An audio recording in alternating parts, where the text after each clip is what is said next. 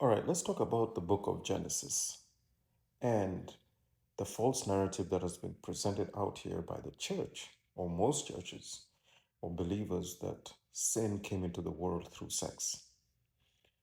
Read your Bible every day and pray every day, and you'll realize that sin came into the world in disobedience, not sex.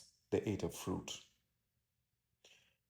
Now, what people don't realize about this strong narrative that sex is what brought sin into the world is that the church has used that to instill fear-based purity and portrays sex as filth. And for those of us who've had sex, we know it can be portrayed as filth because after the fact, there's a lot of cleaning that needs to happen. So imagine you already have a threat level based purity versus filth, and then you engage in sex, and then you find out, okay, so this thing can actually be filthy. Cognitive dissonance created by this false narrative in the church is this: those who have taken that indoctrination in look at sex as a threat.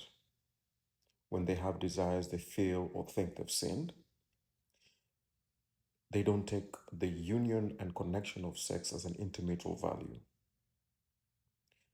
Then they come into marriage and have a, so to say, shoddy premarital counseling that doesn't deal with this mental effect which they already have, and eventually creates distance between both parties, because one may be viewing sex as, yes, let's do it, but the other is still having this connotation of how God views it. Meanwhile, you believe you're made in God's image. You believe that sex was made by God, but this same God is the one who produced a thing that brought naked and ashamed, that brought now shame and awareness of nakedness. It's so convoluted. Couples are still stuck in that kind of narrative, and it does affect their marriage because mentally, since they didn't deal with that, when conflict comes, there's already the fear based instill that they had.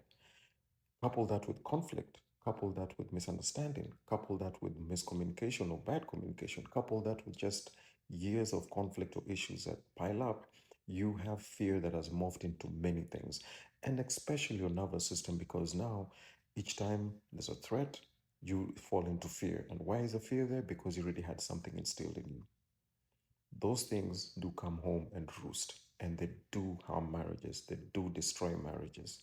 So, pastors and the church, read the Bible for what it really is. Make a narrative for a story that makes sense. But don't have people getting confused